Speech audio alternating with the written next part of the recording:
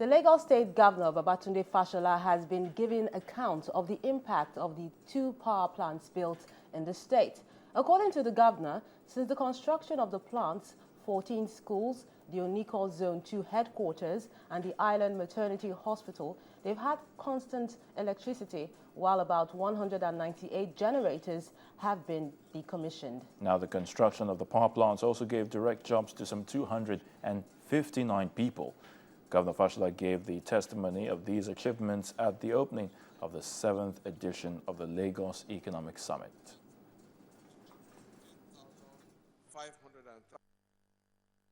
What I'd like to share with you are the micro impacts of the building of 2 power plants alone. The power plants in Alausa and the one on the island, which were constructed in the aftermath of the last summit, enabled us to employ 259 people just during the construction alone. You have heard the story of the woman in the hospital. It strengthens our resolve that women will no longer lose their lives while trying to give life to their babies. Island Maternity, where incidentally I was born, is one of those facilities that have benefited from the IPPs, and these are areas where we can make only very restrictive impact, embedded generation. But 14 schools have been connected.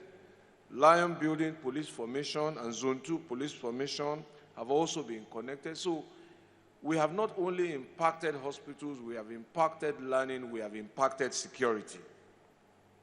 About 198 generators have been decommissioned, and you have seen that in that sense, it means that in all those areas, we're saving about 4 times what it costs to run facilities to generate power. Social clubs have also benefited that were contiguous and within the embedded area.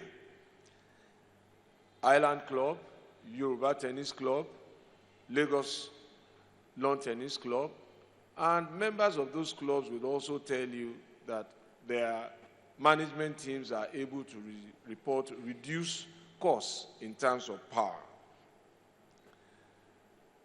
Of course, justice delivery has also benefited because the Lagos High Court, the Magistrates Court, in that embedded zone now have reliable and uninterrupted power.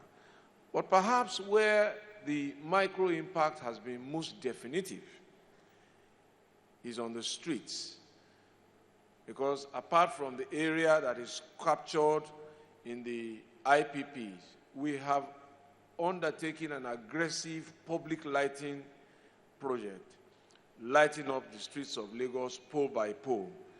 And between the last summit and now, we have lit up 242 streets in Lagos.